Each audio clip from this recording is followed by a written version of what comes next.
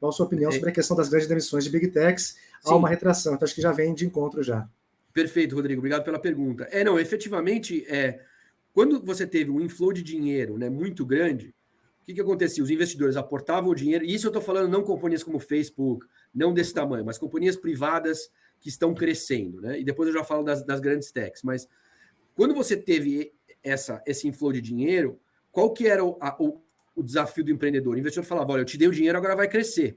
E vai crescer. Então, as companhias começaram a investir ainda em 2021 para crescer em pessoas, em marketing, em product managers, etc, etc. Por quê? Porque eles precisavam pegar a demanda para poder chegar naquela meta de crescimento que eles tinham colocado. Quando a gente bateu em 2022 e começou a ter essa correção, vários investidores do que a gente vem vendo pelos nossos clientes começaram a falar, não, segura, freia um pouco do crescimento, porque a gente tem que segurar o capital para a gente não ter que levantar nesse momento ou para a companhia ficar mais saudável. Então, as companhias que contrataram muito em 21, final de 20 e 21, agora estão começando a ver que para manter o business vivo, elas precisam se readequar a esse momento. Então, ou elas estão indo pegar dinheiro e conseguem de uma forma com valuation que faça sentido para quem toca o business da companhia, ou eles estão sendo efetivamente obrigados a cortar custos. Então, vários clientes me ligam falando, André, eu vou fazer isso, isso e isso. Basicamente, eu como advogado, estou falando, estou te informando, porque eu já vou fazer. Então, só para você saber, não é que eu estou perguntando sua opinião de se eu tenho ou não tenho que fazer. Com as Big Techs, é a mesma coisa, mas numa escala ainda maior, porque as Big Techs também, o que a gente viu no fenômeno de 21, ainda mais as pessoas trabalhando remotamente, você via engenheiros de tecnologia ou project manager, etc., às vezes trabalhando para 2 ou 3 companhias. Se ele declarava ou não, se as companhias sabiam, eram outros 500, mas assim, você via muita gente, muito crescimento, e essas Big Techs também crescendo, porque estava todo mundo surfando a onda, essa que foi a verdade.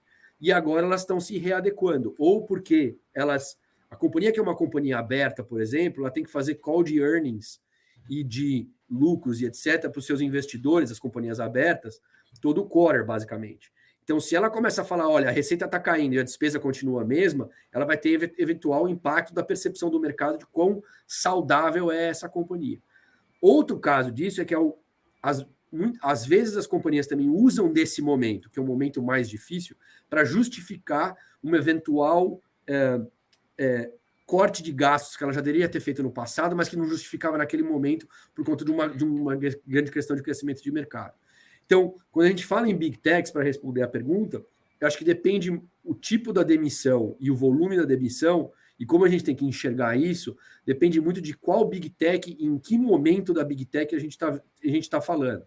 Se é uma companhia que acabou de receber capital, ela é capital fechado, e ela estava crescendo, e ela está começando a cortar pessoas e despesas, talvez seja porque ela está vendo que o runway que ela tem de dinheiro talvez não chegue a, sei lá, 12 ou 24 meses, que é quando a gente espera, ou a gente escuta que se espera que passe esse momento de correção.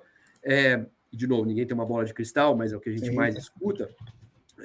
Que ela chegue no final desse período ainda com cash suficiente para poder rodar o business de uma forma saudável e crescer aos pouquinhos. Esse é um bucket, vamos dizer, um grupo de empresas.